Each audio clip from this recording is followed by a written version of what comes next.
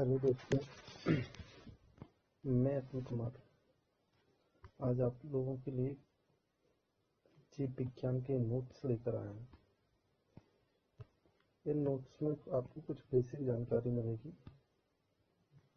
है ना। जैसा कि आप लोग देख पा रहे हैं, देखिए कि सभी जीवधारी कोशिका से बने होते हैं। आप लोगों ने, जहाँ तक मेरा ख्याल है, पढ़ाई होगा कि कोई भी जीव जो इस पृथ्वी पर उपस्थित है वो बहुत सारी कोशिकाओं से मिलकर बना होता है ना। तो उनको बहुकोषीय जीव कहते हैं। जैसा कि ये लिखा हुआ है कि सभी जीवधारी कोशिकाओं से बने होते हैं। इनमें से कुछ जीव एक कोशिका से बने होते हैं जिन्हें एक कोषीय जीव कहते हैं, है ना। और जब दूसरे हमारे जैसे अनेक कोशिका से मिलकर बने होते हैं उनको बहुकोषीय जीव कहते हैं, है ना। जैसा कि ये आप सामने देख पा रहे होंगे इसकी डेफिनेशन। तो जैसे कोई जीव होते हैं जो सिर्फ एक कोषीय जीव होते हैं, जैसे लाइक प्रोटोजोआ। सूक्ष्मदर्शी द्वारा, ये जो सूक्ष्मदर्शी था इसके द्वारा सबसे पहले एक कोशिका का कोशिका की तरह की संरचना देखी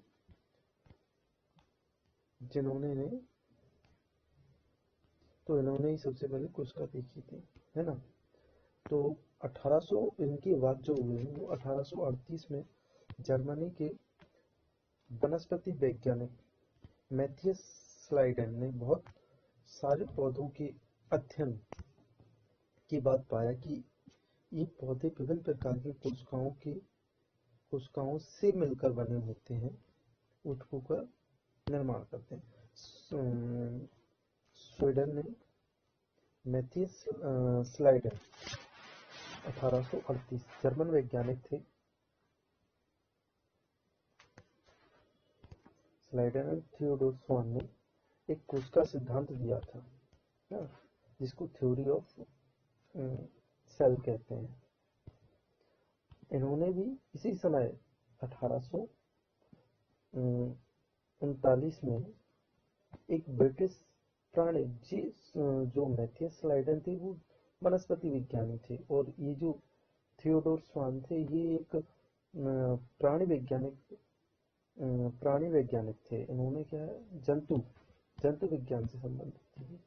कोशिकाओं को इन्होंने जंतु कोशिका का अध्ययन किया था, और स्लाइडेन ने इनके सिद्धांत को स्लाइडेन स्वान ने संयुक्त रूप से कोशिका सिद्धांत को प्रतिपादित किया था। मतलब इन्होंने जो कोशिका सिद्धांत दिया था वो दोनों ने मिलकर दिया था, है ना। इसका सिद्धांत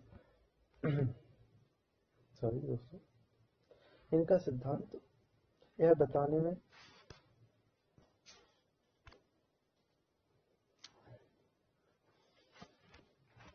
सॉरी दोस्तों डिस्टर्बेंस के लिए।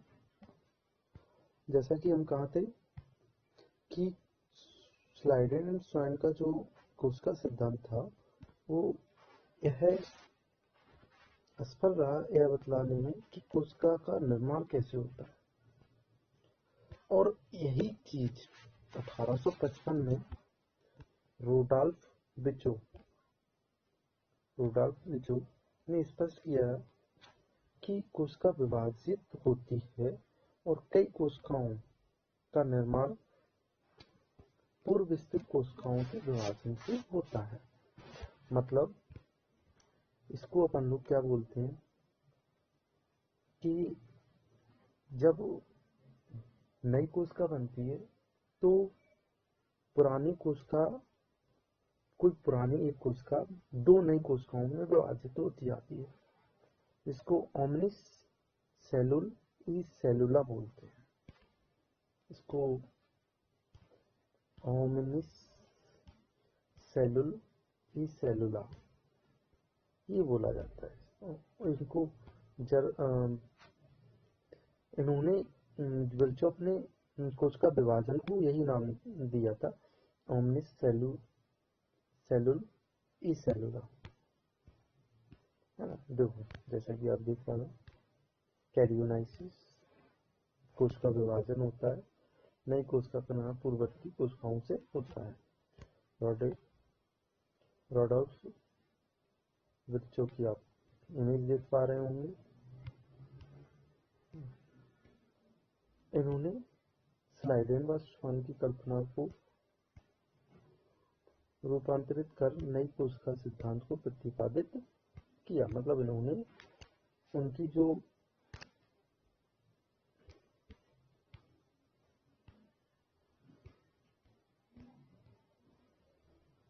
स्लाइडेन श्वान का जो कोशिका सिद्धांत था, उसकी जो कमियां थी वो जो बताने में असमर्थ रहे, वो चीज रोडॉल्फ विर्चो ने बताई और एक नया कोशिका सिद्धांत दिया। सभी जीव कोशिका व कोशिका, इन्होंने कहा कि सभी जीव, इन्होंने कहा कि सभी जीव कोशिका व कोशिका उत्पाद से बने होते हैं। सभी जीवों की बुनियादी इकाई कोशिका होती है। मतलब सभी जीवों की जो सूक्ष्म इकाई बोल रहे हैं अपन लोग, जिसमें अपन लोग किसी को गिन सकते हैं, उसको अपन लोग कोशिका कहते हैं। सभी कोशिकाएं पूर्ववर्ती कोशिकाओं से निर्मित, मतलब हर एक जो कोशिका का निर्माण होता है वो अपनी पुरानी कोशिका, उसकी मदर सेल बोल सकते हैं, मदर सेल से होता है। प्रत्येक कोशिका में भीतर प्रत्येक कोशिका के भीतर एक झिल्ली संरचना बनती है, जैसे केंद्रक। अभी अपन को भाई यहीं पे रोकना है। कल से अपन लोग इसके केंद्रक के बारे में पढ़ेंगे। अभी आज अपना सिर्फ मोटो इतना था कि आप लोगों को बताएं एक्चुअली सेल होती क्या है, इसके बारे में कुछ नहीं कब अपन को जानकारी उपलब्ध करवाई। तो जैसा कि आपने मैं पढ़ा चुका हूँ, क्विक रिवीजन करते हैं कि एक कोशिकीय जीव को अपन लोग जो एक कोशिका से बने होते हैं उनको एक कोशिकीय जीव कहते हैं, है ना। ये मैंने पढ़ा दिया। जो बहुत सारी कोशिकाओं से मिलकर बने होते हैं उनको बहुकोशिकीय कहते हैं। और कोशिका के बारे में सबसे पहले 1665 में रॉबर्ट हुक ने कॉर्क कोशिका, मतलब कॉर्क नाम की वृक्ष की छाल, इसलिए इसको कॉर्क कोशिका कहते हैं, सूक्ष्मदर्शी द्वारा देखा था। और 1838 एवं 1839 में जर्मन वैज्ञानिक स्लाइडन थे, मैथियस स्लाइडन, एंड जिन्होंने एक ये थे जो मैथियस स्लाइडन जो थे वो अपने वनस्पति विज्ञानी थे, और थियोडोर स्लाइडन जो थे 1839 ब्रिटिश वैज्ञानिक थे। ये श्वान स्लाइडन थे जो जर्मन थे, ये स्लाइडन ब्रिटिश वैज्ञानिक थे। इन्होंने मिलकर एक कोशिका सिद्धांत दिया था, और इस कोशिका सिद्धांत की असफलता यह थी कि यह कोशिका की नई कोशिका के निर्माण कैसे होता है ये बताने में असमर्थ रहा, है ना। और इसी चीज को 1855 में रोडॉल्फ विर्चो ने स्पष्ट किया, एंड इसके बारे में बतलाया कि नई कोशिका का निर्माण पुरानी कोशिकाओं के द्वारा ही होता है, पुरानी कोशिका के विभाजन के द्वारा होता है। इन्होंने इसको ओमनिस सेलुला ई सेलुला कहा, ओमनिस सेलुला ई सेलुला, है ना। और नई कोशिका का निर्माण पूर्ववर्ती कोशिकाओं से होता है, जैसा कि आप देख पा रहे हो, लिखा हुआ है सामने। रोडॉल्फ विर्चो की फोटो देख पा रहे होंगे आप लोग, एंड स्लाइडेन श्वान की परिकल्पना जो उन्होंने दी थी उसमें थोड़ा सा परिवर्तन कर रोडॉल्फ विर्चो ने एक नया कोशिका सिद्धांत दिया 1855 में। और सभी इन्होंने बताया कि सभी जीव एक कोशिका से मिलकर बने होते हैं, और बुनियादी इकाई जो होती है वो कोशिका ही होती है इसकी। और क्या है, सभी कोशिकाएं पूर्ववर्ती कोशिकाओं से मिलकर बने होते हैं। थैंक यू आप लोगों ने इतने टाइम मेरा साथ दिया। Thank you all of you.